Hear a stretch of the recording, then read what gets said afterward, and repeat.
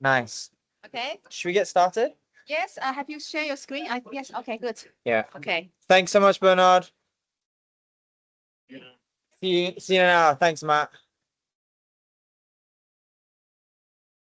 Oh yeah, microphone as well. Yeah. So remember to return this to CSG. Yeah. After your lecture. Okay. Cool. Thank Okay. you so much.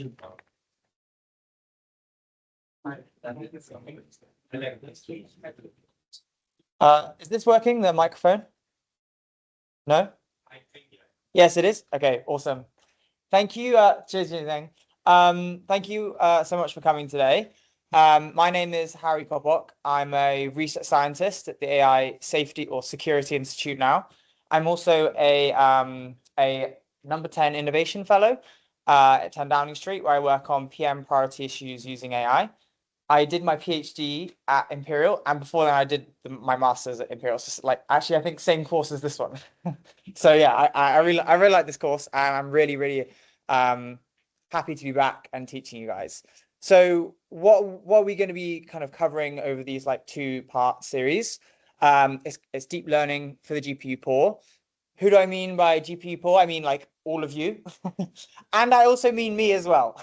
So anyone who doesn't have like thousands of GPUs, how can you be involved in like state-of-the-art deep learning research? Yeah, I'm particularly excited by these series because I think it kind of covers a lot of the story what we've seen since like 2017, maybe 2020. That story that took GPT-2 to like GPT-4 and GPT-5, which is basically scale, getting the most out of your computer and meaning and enabling like the transformer architecture, which is like 2017 tech, to kind of really flourish. And this is when we see these interesting emergent capabilities happen. So I also have some lecture notes. Me and Claude wrote up from like a recording I did in practice. I was actually pretty happy. I was impressed. It was more of an experiment for myself, but I was actually really impressed with the quality. But if you see issues with it, just raise a PR or send me an email, and I'll make sure to patch it. But I do think the lecture notes are like fairly comprehensive. One thing I haven't yet added is like examinable tags to the lecture notes, but I'm going to do that this weekend. But in these slides, you only need to bother with stuff which has an examinable tag. So there's actually a lot of content which is not examinable here. Anything else I want to say? This is actually the third time I've given this course now, but every year I update it with recent kind of breakthroughs. So throughout, you'll see peppered like kind of icons of like companies who have like used or implemented this technology or perturbed it in some way. Um, I also think it's really nice that we're all in here in person. So please, like, I'll be asking questions throughout. Please stop me whenever and ask a question. I think it's more interesting for me and it's more interesting for you as well. So yeah, the plan for these two lectures is the first part is to kind of give you the tools to Fermi estimate or kind of very quickly in your head calculate when you hear a parameter count size like a trillion parameters of a particular architecture for you to very quickly realize, okay, this is what my computer architecture needs to look like in order to train it, or maybe even host it, or maybe do RL on it, or kind of different schemes. This is a really important skill to have. Um, the rest of part of today, we're going to be going through the motivation of why scale matters. Is going through things called scaling laws. I think they're a really interesting thing. It's something that OpenAI spotted early, and it was what enabled them to kind of go ahead of the competition. And then the main meat of this series, which is, well, we're going to see very quickly that you can't, well, if you just vanilla do training or vanilla inference on like 4, 16, 64 GPUs, you're not going to be able to do any of these kind of training mechanisms. We're going to go through some methods to really help that and scale that down for you. Kind of getting the most out of your flops, if that makes sense. And then finally as well, inference time scaling with something, the emergence of something called inference time scaling laws, and also RL training where you have to do a lot of rollouts at inference time. This stuff has become even more important. Yeah, so I think let's get stuck in. So let's start with what we all hear. So it's kind of like the parameter count of a model. And before we dive in, I just want to almost reflect on the size of some of these models that we're seeing. So GPT-3 is 175 billion parameters. And we see like Grok 4 is around 3 trillion parameters. And it's kind of blows my mind about like the scale of these models. I mean, this year, no, in 2025, they fully mapped out the neurons of a fruit fly, which I think is quite a cool achievement. Click the link, you can kind of like zoom in around and have a look. But a fruit fly has only 50 million synapses, and the human brain has 100 trillion synapses. So, I mean, it's debatable whether a weight has the same function as a synapse, but I just think it's interesting to reflect on the fact that we are kind of approaching these kind of levels of scale. So before we kind of delve into like transformer arithmetic, just quick kind of back to CS 101, and that's how do we represent values in computers. So there are an infinite amount of real numbers. There's an infinite amount of numbers between any two numbers, and you can describe any number with an infinite number of digits. So this is a problem when it comes to computers, because you could use the whole of the world's compute just to represent one number to a crazy high precision. So what do? Well, we have finite approximation. In computers, things are stored as bits, so whether a transistor is off or on. And you group them into bytes, so 8-bit strings. And what we do is we allocate a certain amount of those bits to represent each one of our numbers. So for example, in 8, this would correspond to a value. This is really good because each number only takes a byte of space now, as opposed to all the compute in the world. The problem is here is we can only represent 2 to the 8 possible values. And in 8, that would be between minus 127 and 127. And these are the values plotted out on a number line. And can I couldn't actually get rid of this official thing. It's because it's on a government laptop. But yeah, no matter what I was thinking of putting a white box over it, on every single page. But yeah, ignore the official. It's not official. It does say full public release. Okay, good. But yeah, sorry about that. I was fiddling with it for about half an hour. I couldn't get rid of it. Why might this be a problem for deep learning, like doing deep learning in 8? Does anyone like have an idea? Yeah. Exactly. So like what happens if our gradient is like 0.01 or something? Like that would just be mapped to 0. So we're not picking up on that on that kind of fine-grained information, yeah? And maybe we want some of our weights to be of a larger value than 127.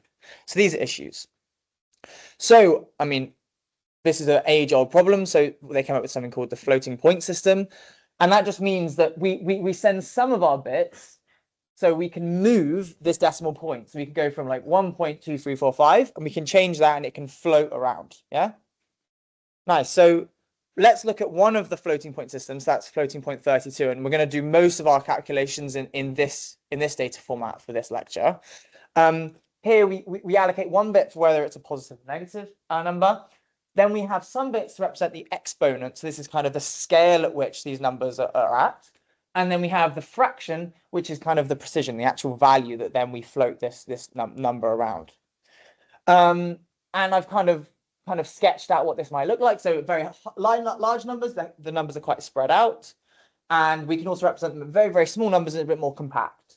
Now, there is still a thing called a computational range. So we still can't represent numbers below 2 to the minus exponent. So there is a bit of what we call underflow and overflow. But this is okay because we can go very, very small here. And there is something called subnormal numbers, but we're going to ignore that now. It's a way to represent some numbers in this range, but that's not part of this course. You'll note that this is not examinable. We don't need the equation or anything. It's just kind of the general concepts of kind of exponent versus fraction. A bit of a side note, I think it's quite cool that there's been some work kind of exploiting this underflow overflow here as a non-linearity. So back in 2017, OpenAI released a blog where it was like, what happens if we actually project all our numbers down to kind of tiny values? We actually have like a non-linearity here. So then you can have a neural network where you don't have any ReLUs or sigmoids or whatever. You just have linear operations. And it's quite a cool kind of natural non-linearity you can use. Now, there are some issues that in backpropagation it doesn't like, it can't, because when you do your kind of gradient calculations, it happens in the kind of continuous space. It doesn't see this non-linearity, so it doesn't work with backpropagation. But there's been some recent papers, one called egg roll, which is evolutionary algorithms where they don't do backpropagation.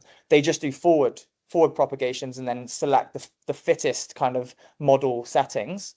Whereas because there's no backpropagation, they use this exactly. So they're now like near, not state of the art, but some very impressive models of around about 1 billion parameter count that have no non-linear. Well, they do have non-linearities, but they exploit kind of this non-linearity as opposed to having additional ReLU. So it's considerably more efficient. This is not examinable. I just think it's a cool feature. Okay, so now we're going to take an example model. This will be Llama 3 65 bill, and we're going to kind of calculate how much GPU memory we need to kind of run it at inference and then also at training. This is examinable. So at inference time, assuming a batch size of 1 and vanilla, nothing fancy, not using any of the techniques we're going to be going through in the next lecture. How much GPU memory do people think it takes to run this model at inference time with a batch size of 1 with floating point 32? I want to say this whole thing's gonna be very interactive, so you should just shout out. And there's nothing to don't be scared if you're unsure. Okay, it's quite simple. So we just have to represent each one of the parameters in GPU memory. So each parameter is a value that needs to be represented with float 32, right? So each parameter takes up 32 bits. We divide by 8, because that's in chunks to yield bytes. And that means 260 gigabytes of GPU memory just to host this model. That makes sense? So already, this is taking up considerably more GPU memory than a single like H100. So that's quite sad. H100 is like it's either you get the 40 gigabyte version and also the 80 gigabyte version. So already you can't even run your model at inference time. You will have access to like I think on the HPC you have access to 16 H100s, or is it 8 H100s? But I think not in the GPU cluster, I think you can only access 1 or 2 at a time. So already you guys can't even run this at inference, which is super sad. What's different at training time? Or should we go through the calculation at training time? So what do we need to load into memory to train this model? Exactly, yeah. So first of all, we still need to load the weights in. So that's the same, 260 gigabytes.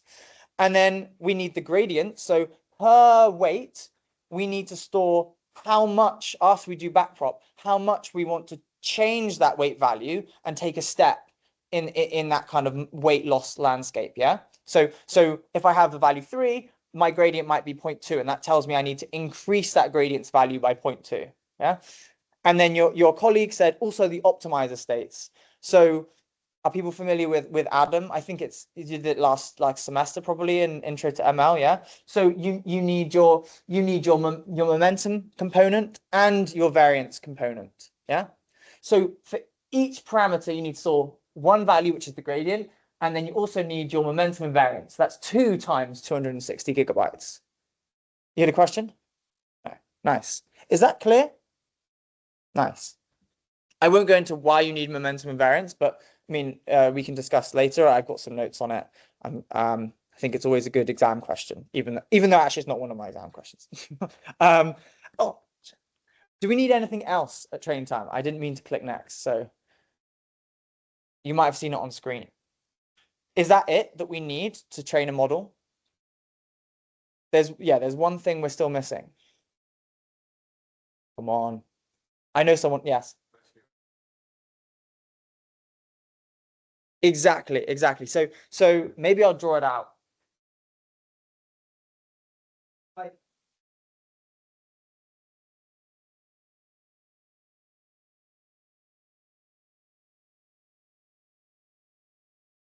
This is just for like a single linear layer, yeah?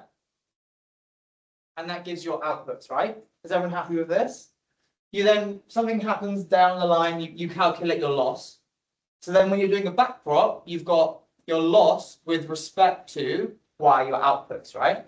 Now training time, we want to know like how to change this, yeah? So we want to know the loss with respect to the weights, yeah? Our gradients, yeah? How do we get this? Well, we do the chain rule.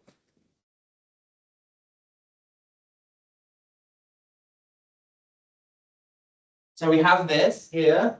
How do we get this? Well, we need dy by d weights, yeah? This cancels out. Now, what's this? Well, y equals x w.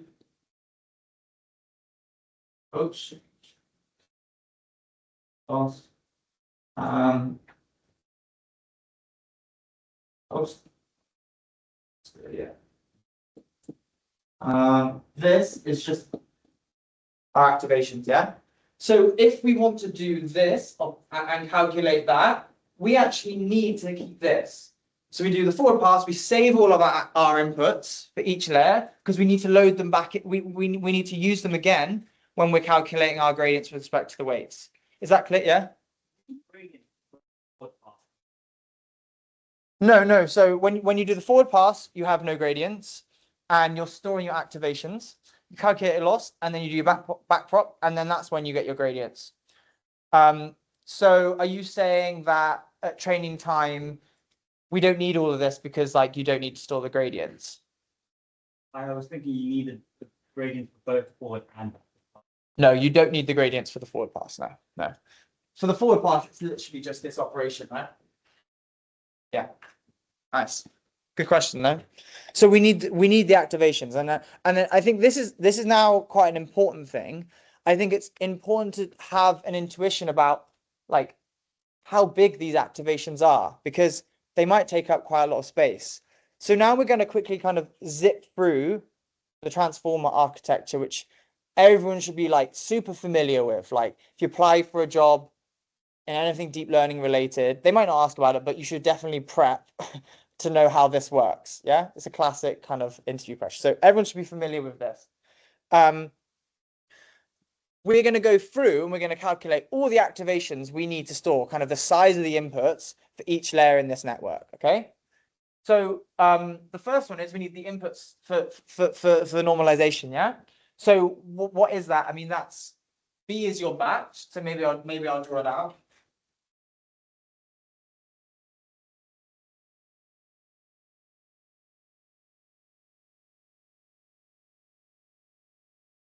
And you'll see in the practice exam questions that I give a slightly different architecture, right? In the notes, there's not a transformer, and you're asked to calculate the activation. So it's like, I want you to have the skill to like be able to calculate the size of the activations, and you'll see later, like maybe the flock counts of like any given architecture. So we have these tokens, right? So like the cat sat in whatever in any of our layers. This is like model is a d dimensions here, and there's n of them. Yeah. So we have what's our computation requirements? It's B, number of batches in our train per forward pass. D, the dimensionality of the representations, and N is the number like is the context length, right? That makes sense? Yeah, nice. So we need to store them. We also need to store them for the inputs for when we project to the query space, the key space, and the value space. People know what the queries, keys, and values are, right? And what they achieve. Nice. But we only need to store one of these because they're shared across the queries, keys, and values. Then we also need to store the outputs of the query. We also need to store the outputs of the query and the key values, which gives us a value, which is like our attention matrix. So that's an n by n matrix times batch. And we also need it for the softmax. We also need it for the dot product. For the dropout. Though that can be stored in 1 byte because it's just on and off. Like, do you drop that value or not? I'm thinking I might want to go a bit quicker through this, but do people want me to go through any of these? Shall I draw out another example that would help, or is this like quite clear to people? People are happy with this. Yeah, nice. Out of interest, actually, at this residual network where you add the inputs to the outputs, how many, like, what's the size of our activations we might store here?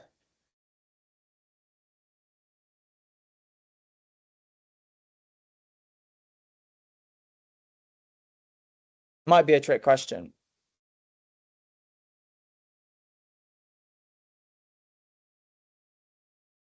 What? Four? For what? For? I mean, it's actually a trick question. So this is something I want, like, whenever you think about whether we need to store activations, it's like, do I actually need it in the backward pass? So at these residuals, we have this, right? Here.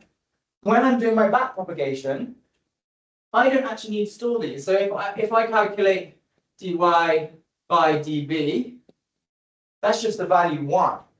So like I don't actually need to store these when I go back. I send, so when I have like a when I have like 2 converging paths in my in my autodiff graph, I send the gradients equal either way. So I'm actually not storing any activations there, yeah? So I think there's lots of fun nuances. Sometimes you even need to store the outputs of an activation, not the inputs. And the rules is it's just whatever the operation is, just differentiate it with respect to whichever direction you want to go back to. And then that will yield whether you need to store those activations or not. Is that clear? Yeah? Nice. And maybe the one thing I'd note here is actually the multi-layer perceptron layer, we often project up to a much bigger dimensional space. So there's this 16 here as well. I forgot to say, why is there a 4 here? Huh? Yeah, room float 32, exactly. So we have BND bits, but then we want it in bytes. Yeah? Happy? Super.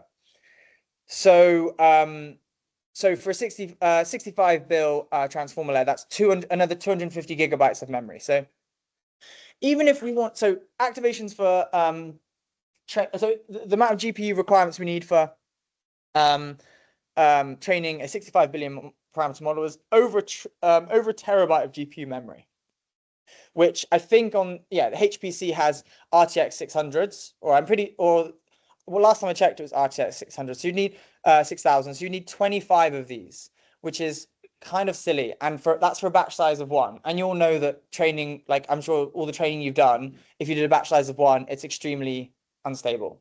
So this is really sad because it means 65 billion is nowhere near the size of the frontier models. We're not even close to training this in academic spaces and even small companies.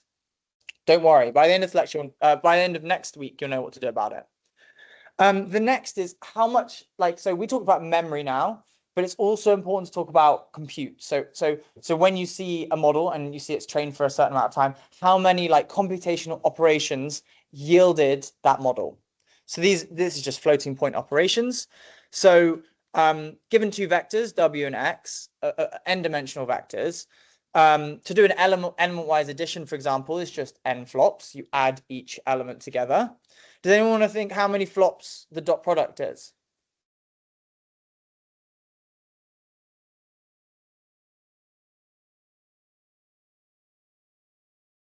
It's not n squared. Why did you think n squared? Are you thinking of matrices? Matrices, maybe? Yeah. Yeah. So vector, maybe I'll draw it out. It's like I kind of like drawing these little things. So this is like a D by D, right? And it's like A, B, C, D, E, F. To calculate it, you do A times D plus B times E plus C times F. Yeah? So you have D multiplications and then D minus 1 additions. So D additions, yeah? So the answer is just basically 2n flops, yeah, when D is large. Is that clear? This is really important if that doesn't make sense. I think people are happy. Just quiet. And then matrix, does anyone want to guess what the difference is with matrix? And you can kind of just, now you've got this, it's like matrix is just kind of a stack of dot products, right? I'll draw it out again because I think it's super important. And why am I being like so boring, slow going through this? I just think what is deep learning? It's just a load of these. So it's important. It's a load of just matrix multiplication. So it's important to like have a feeling of exactly what's happening. So if you have like, so these are two matrices, right? You might have like a P by M, like this, right? So when we do matrix multiplication, this is just the dot product, which is 2P. We then we rasp it down, we do that n times, and then we do this m times. Yeah? 2P and m. Happy?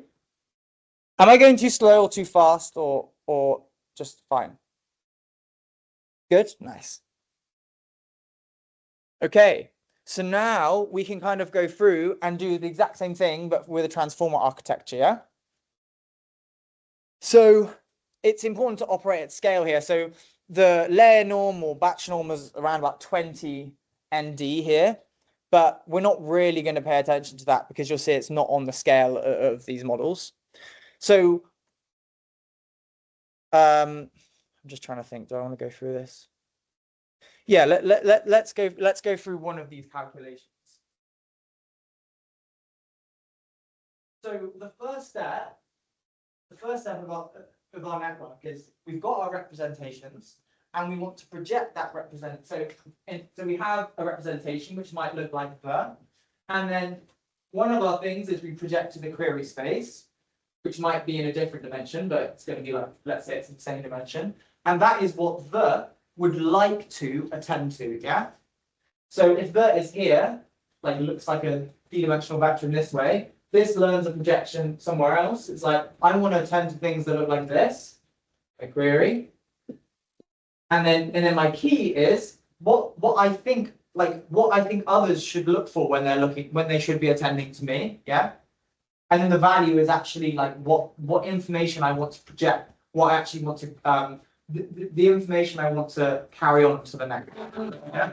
Because attention all it does is just use the queries and keys to learn how much we want to mix up this value network, yeah? So when we do this projection, we're doing an n, the context length, by the dimensionality d. And then because the kind of the query space and the representation space are the same, this is just a d by d matrix, yeah? Yeah. So this is our input x, and this is our query matrix.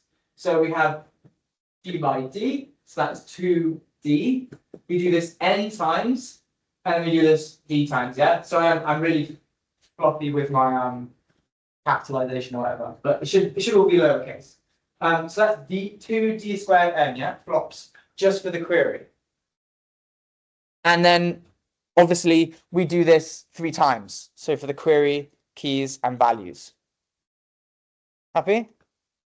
Now, as we go through, you'll see they're kind of slightly different ones. So maybe we want to do the QK. This one's a bit different, so I'll do it again. And then I won't do any more after this. But I want you to be able to do every other one. So here we have n by d. So that's my queries. And then my keys, the transform, which is n by d. So this is telling me every key in my context, how similar that is to every query, yeah? So that is a d by d, so 2d. I do this n times, and I do this n times again, yeah? So it's n squared. So see how that's different? So it's like the context length is the main driver factor there, and the other one It's the actually like the model dimensionality. And then we have the softmax. And yeah, I'm not going to go through any of the other ones. Just noting that the multi-layer perceptron, because we're going to 4D, there's significantly more flops in that expansion layer because one of the dimensions. So we'll have like an n by d here, and then here we'll actually have a 4d by d. Yeah, so significantly more flops there. So that's just something to watch out for. Happy? Yeah. Okay, so in the forward pass, we have, for a 65 billion parameter, we have 2.7 times 10 to the 14 flops. Times that by the number of layers, times that by, yeah.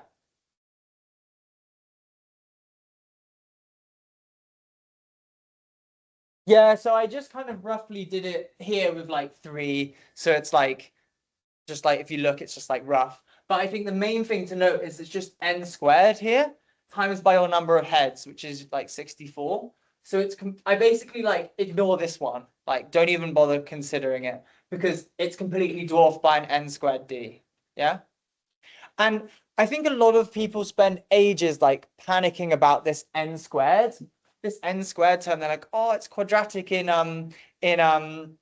context length. And I think you spend a lot of time like the performer, linear attention, like freaking out about how it scales quadratically. But actually, in reality, at training time, the model dimensionality nearly always dwarfs the context length, yeah? And it's only at post-train you do some finicky little things to then increase your context length up to 2 million. You're not doing pre-training with a 2 million context length. Yeah? That makes sense? And as a result, most of the flops actually happen in the multi-layer perceptron layer. Well, actually, sorry, most of the parameters are in the multi-layer perceptron layer. And actually, this term dominates this term. The n squared d is dominated by the d squared n because d is often much bigger than n. So it's these ones we're kind of mostly worried about from a computational perspective. Okay, so we've got the forward pass. What about the backward pass? Would it be the same number of flops or how would it be different? Can't be the same guy every time.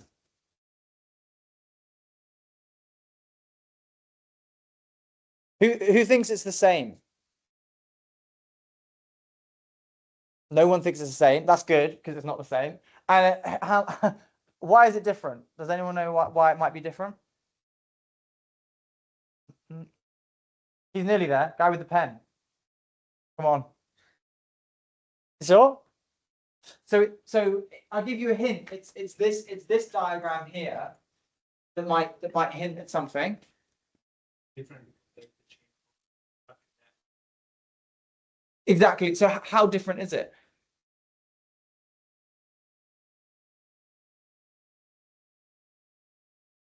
So this is something, yeah.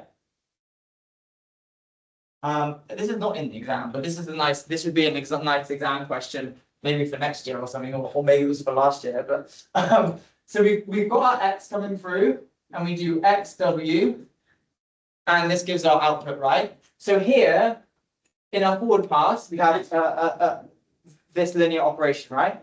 But in the backward pass, when we've got d loss by dy, we go back. So we want here, we want d loss with respect to the inputs, right? So we can pass the information back. How do we get there? Well, we need so we want d loss by dx, and that is d loss what we have by dy times by dy by dx. Yeah. What is that? Well, that is actually just our weights. So this operation is the same number of flops as this operation, yeah? But what we also want to do, we also want to calculate our gradients. Yeah? So d loss by dw, we've already done this one.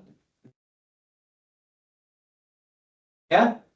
That's the same number of flops again. So the backward pass is twice the number of flops as the forward pass. Yeah? So that's quite a nice rule. Now, we don't actually care about, do you know when we calculate all our gradients, we take a step. We take a step in the parameter space to update our weights. We don't include that in the flop calculation because that's a summed over the batch.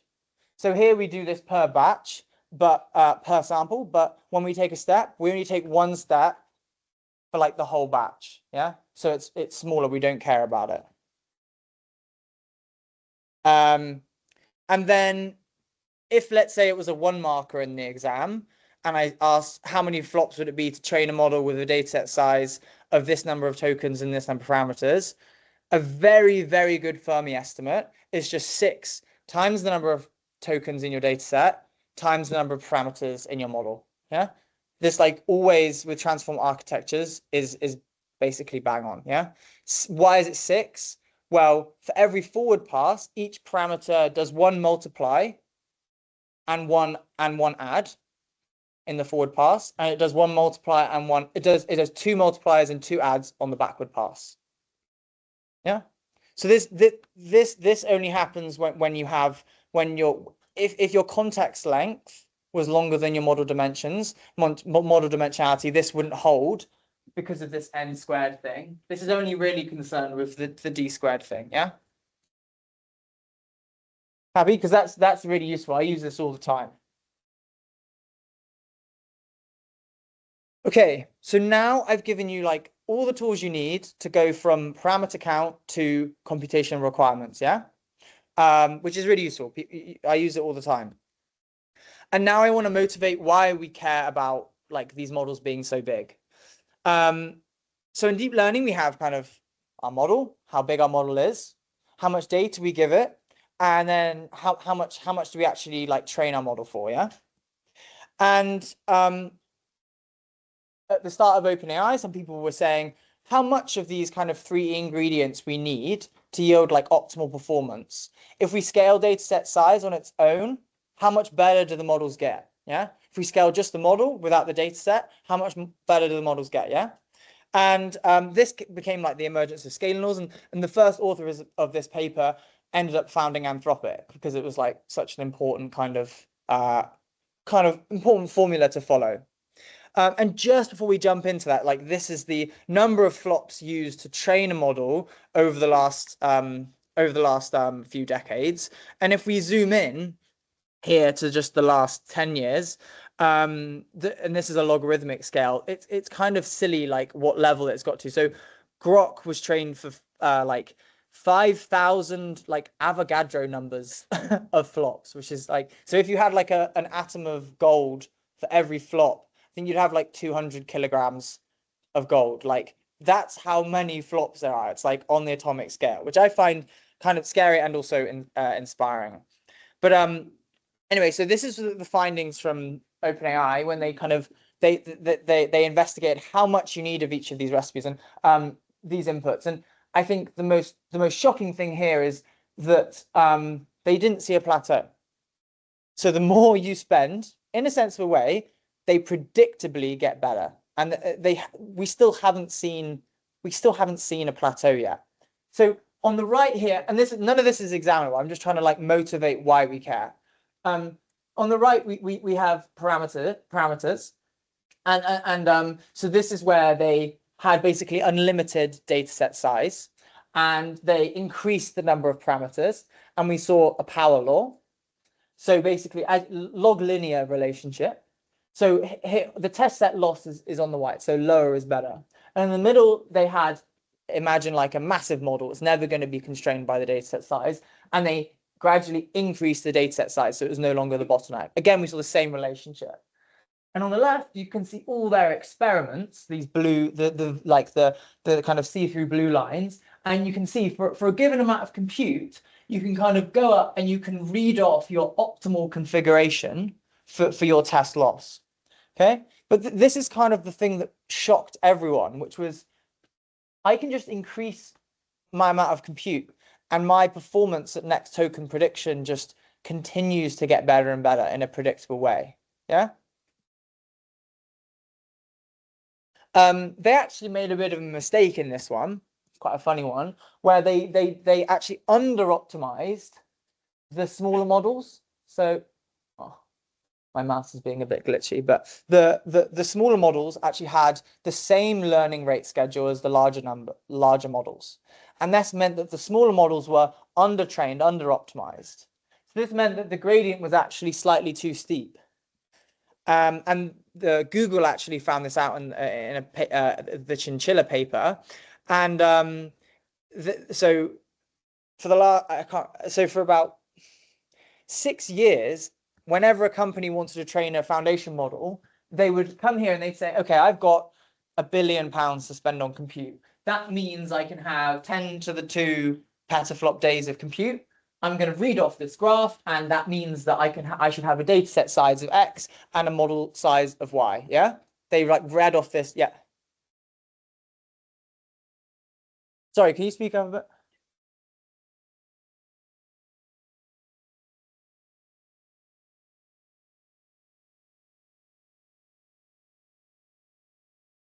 So it's not the learning rate; it's the learning rate schedule. So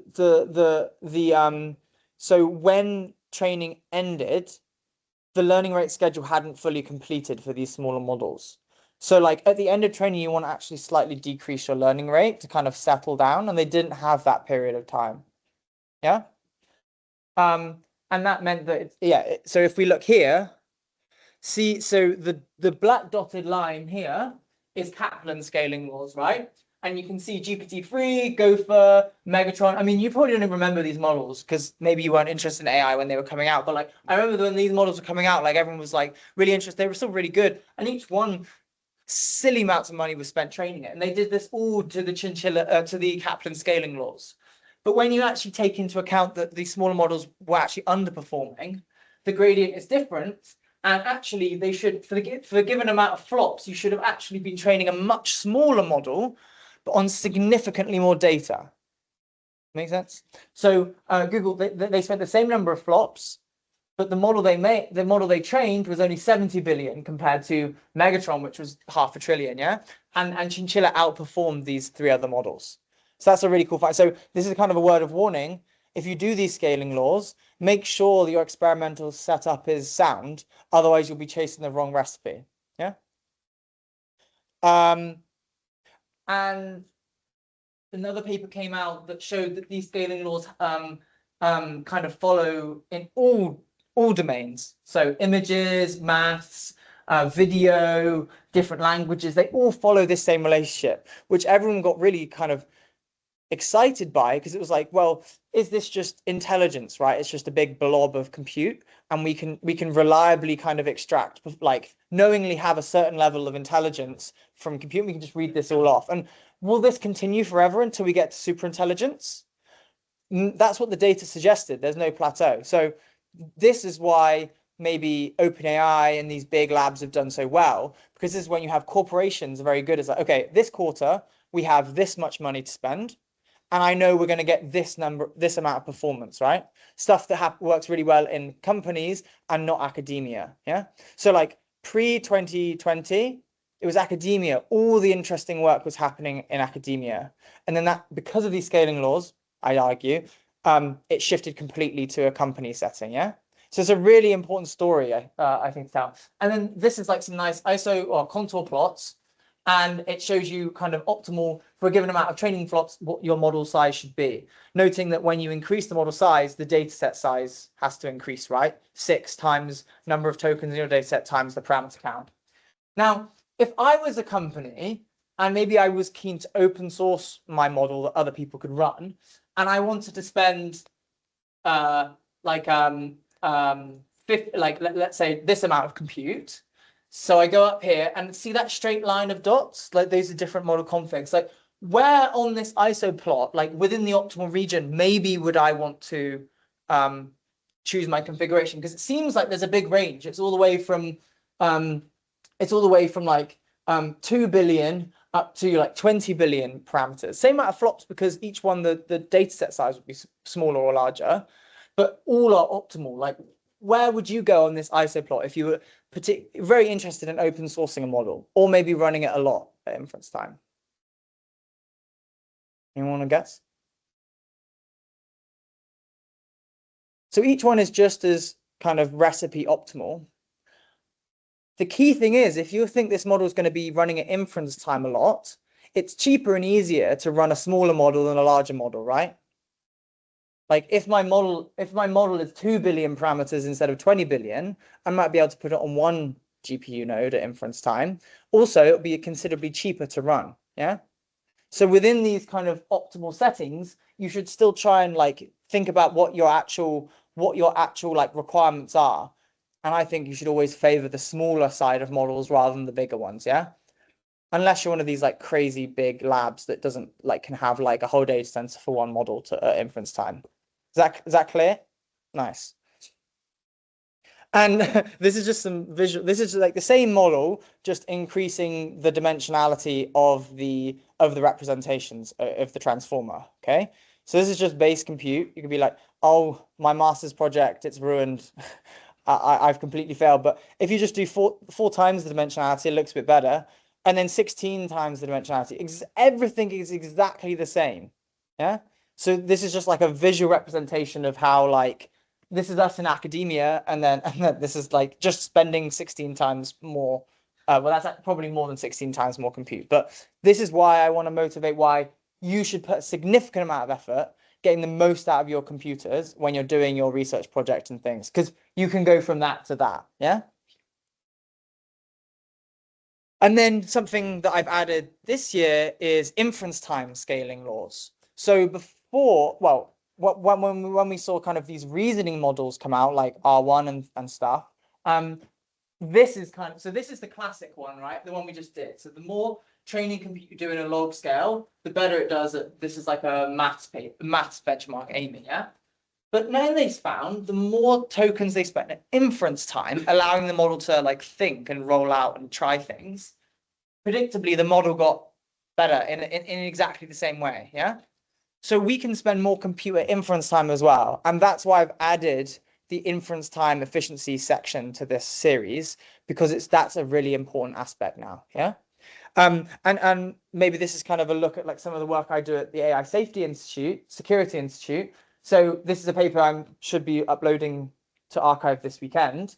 But this is for what we do. We put a model in a sandbox, like a Docker container, and we put that Docker container in another sandbox to keep it extra safe. And we tell the model or the agent to try and break out.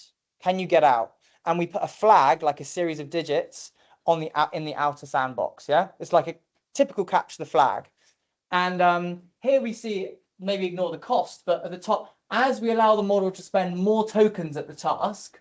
Sorry, that top left is an ugly diagram. I've updated it for the paper, but I forgot to do this on the thing. But we can see that the model, like log linearly, does better and better at breaking out of these sandboxes. Yeah, is that clear?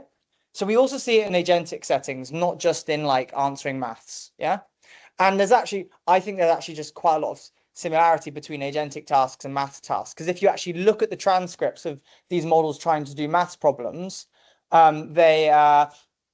you can see them like they're like, okay, let's try this thing, and they roll it out, and they say, okay, let's try this thing, and then let's try with a different method. Okay, I've got these answers. I've got more compute, so I'm going to do another way. Like I'm gonna count up the possible values I could do, and they might try it out like 20 different ways, and then do like internal majority voting or internal reasoning. Yeah, so that's quite similar to taking like discrete steps in an agentic setting.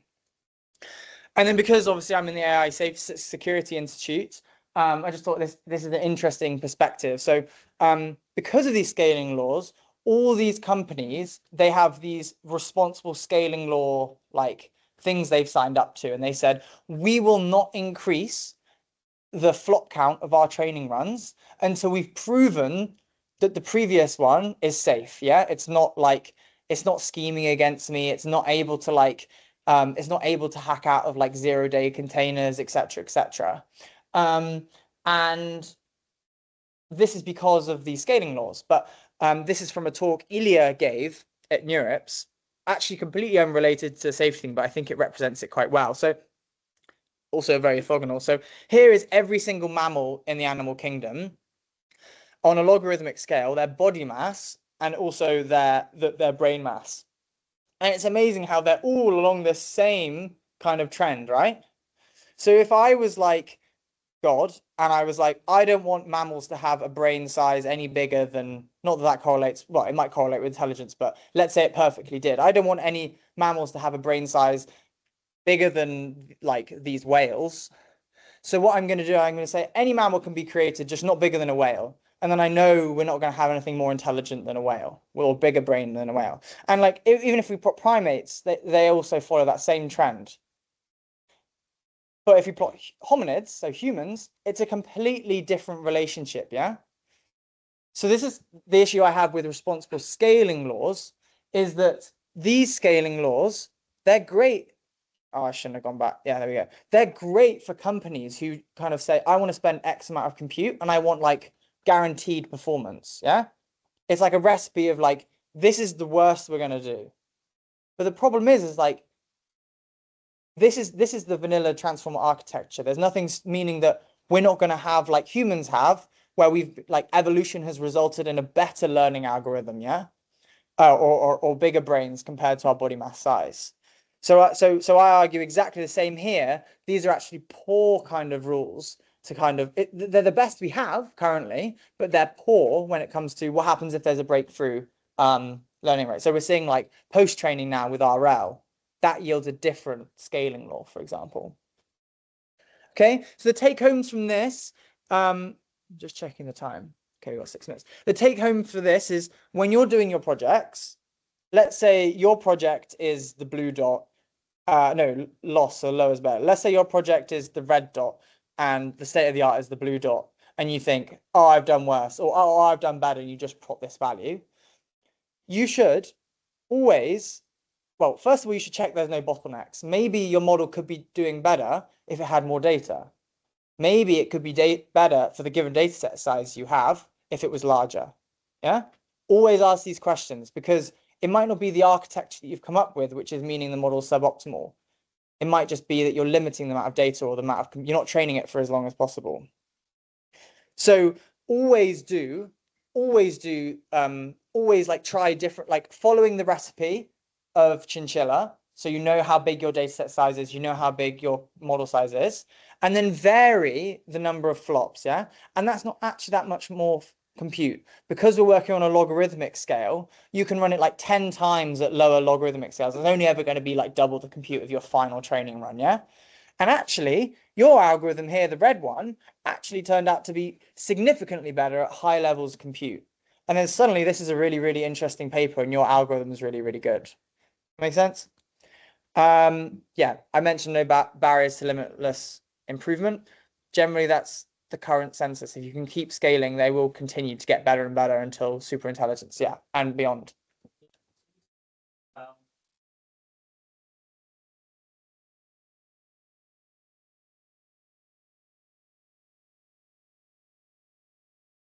Yeah, so this is loss. So this is loss, ability to predict like your cross entropy loss of the next token prediction. But if you're actually like doing it on like benchmarks, you get like, yeah, the sigmoid saturation at 100%. Yeah, so this is the loss at, so when I say test set loss, it's actually still at training time, but it's because you've never seen this next token, because you only ever do one epoch of training, right? So this is something people don't, like you do training on like 100 epochs and stuff. When you do these big training runs, you only ever do one epoch. You never let it see the same thing more than once. So it's whenever it predicts the next token, that is always fresh. What was I going to say? What was your question again? Did I go off on tangent there?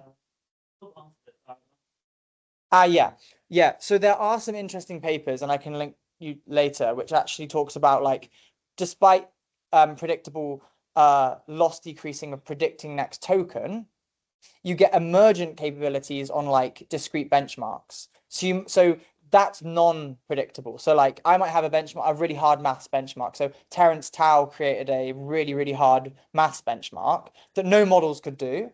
And then suddenly models are getting like 20% and now they're getting like 60%, which is crazy. So that's non-linear. Like that's not predictable.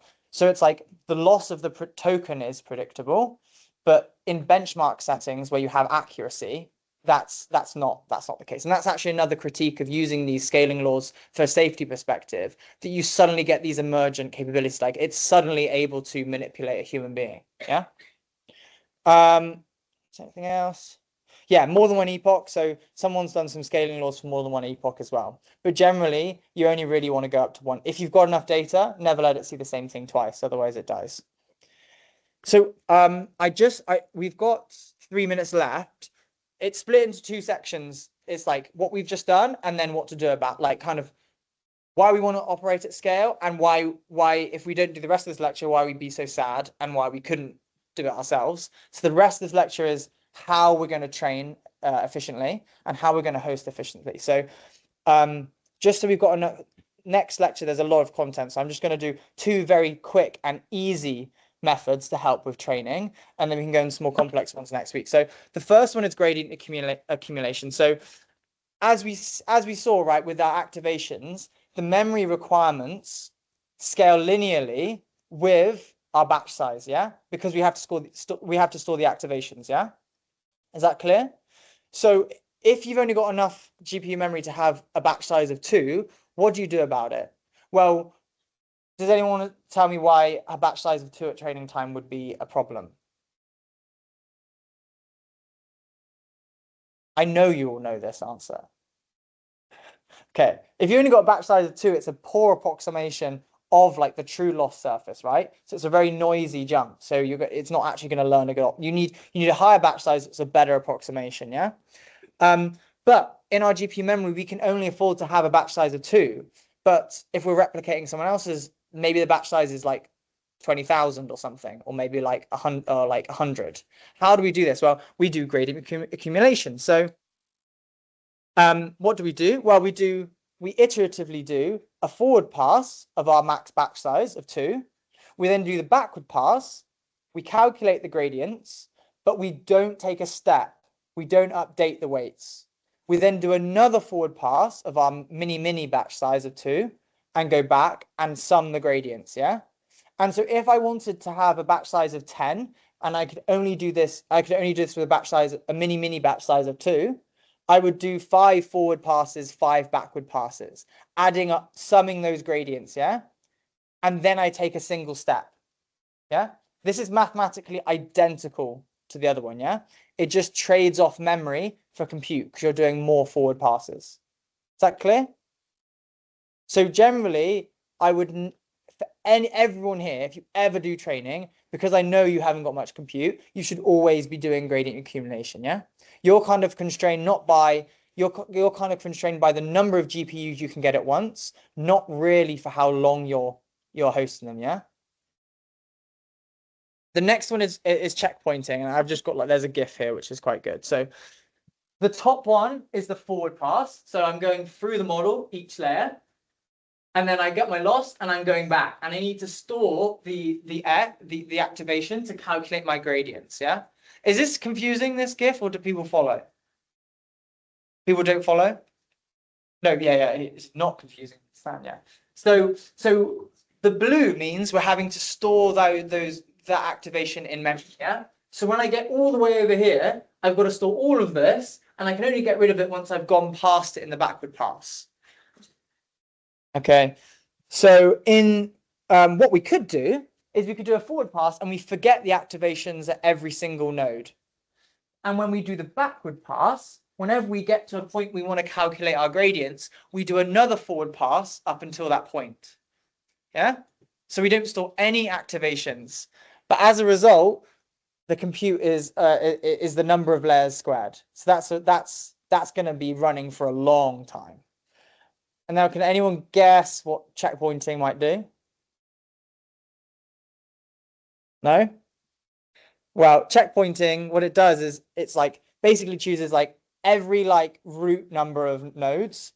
You store the activations, and in intermediate points, you don't save. You don't store, right? So here, when I get to this node, I need to do a forward pass up to that point. Yeah? And this is much more computationally friendly. Does that make sense? Yeah. Everyone does gradient checkpointing now, so always do gradient checkpointing. And if you're using like Hugging Face or Torch or Triton or whatever, there's like, it's usually just one line of code. And yeah. So always do this. And this saves, I mean, it basically means your activations are negligible in a sense. You can push it all the way you want, but it means it's like it scales like number of layers, root number of layers. So it's like a much more favorable scaling. And then finally for today's lecture, I've run over by 2 minutes. Something that DeepSeek did when it released a paper, I think it was like February last year. And I thought it was really nice. And they do this also to the keys and values, but more on that next week. Here, they add some additional weight matrices. And so they take our hidden representation. This might be like the point or like the cat sat. So this might be cat layer 5 in. So it's a d-dimensional vector. And they learn a down projection to like d prime, which is significantly lower than the hidden representation. And then they project back up to the query space, yeah? And they do this at training time. And the nice thing is that they use this down projection as their checkpoint. Is that clear? So actually in the DeepSeek paper, D is like, I think 24,000 and D prime is 500. So it's a massive saving. So not only am I doing gradient checkpointing, but the values, the size of the activation, I'm learning a low dimensional representation of it. Yeah. So I think that's really clever and nice. And that's one of, moving forward, everyone does this as well. Yeah. They retain that down projection adding. Yeah. Yeah. So hint at next week, something called KV caching, where it's favorable inference time to store your keys and your values. They also project them down to a low dimensional representation. Yeah. But yeah, you do this at inference time as well. I'm just thinking, actually, I don't think I've actually read. If you train them all to work with low dimensional representation, it's unlikely that QT and HT are necessarily the same. So you need to. Yeah. So I think so you would still need to have them. I can't think, but that's like a unfortunate feature. It's not a must. Yeah. Yeah, you would definitely need to keep them. But these matrices are much smaller. They're not a D by D matrix. They're a D by R, where R is thousands of times smaller than D. So these matrices are actually much smaller than like your query projection matrix. Yeah. And next week, is that it?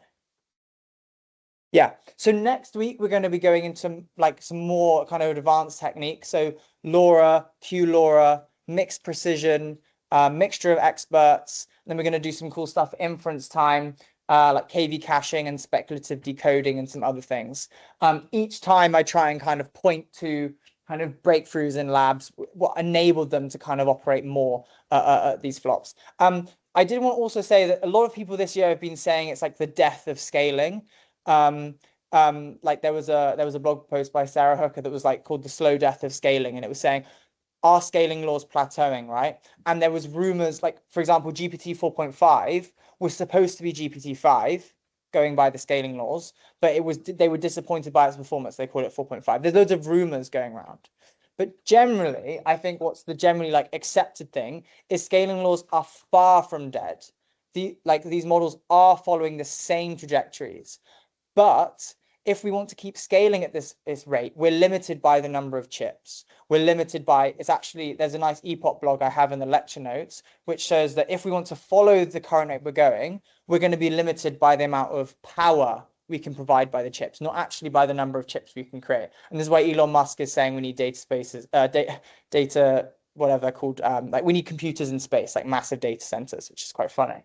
But so yeah, scaling laws are still on trend. We're not seeing a plateau. It's difficult to operate at that scale now. And if you look at Richard Sutton's Bitter Lessons, it doesn't say that all you need is the blob of compute and your blob should be bigger. It's saying that for the last 5 years, the easy thing to do is not to try with the algorithms. It's try and get the most out of your flops and spend as many flops as possible. But what we're seeing nowadays is these scaling laws still exist, but because it's a logarithmic scale where it's times 10, times 10, times 10, we're now at the level where maybe the easy thing is actually the algorithmic improvements. Those algorithm improvements have always been there. It's just they've been dwarfed by how easy it is to scale. So it's actually an exciting time to be in deep learning because we're now in the era where algorithmic improvements are getting a bit more airtime. Yeah.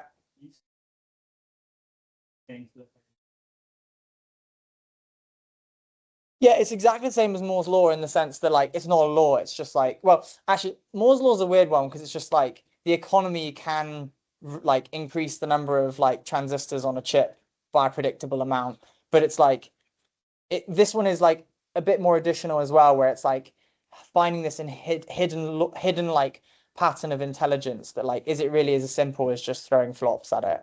Yeah. But anyway, I think we've got a tutorial now. I'm aware I think it's your coursework 2 deadline. I'm quite familiar with maybe the VAEs, but less so with like I think you've got a diffusion part at the end, but there's some GTAs here to help out. Please ask me any questions. Anything about the lecture, come up and ask as well. I should also say that the AI Safety Institute is hiring, along with a lot of cool places in government. We're trying to upskill like the level of tech talent we have. So check out the AI Security Institute website. Check out the Incubator for AI. Lots of really cool, interesting jobs. Thank you very much. Yes.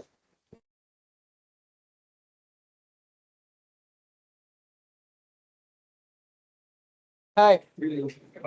I just had a 3 times my talk. Yeah. So I don't know why it's. Oh, I'm just gonna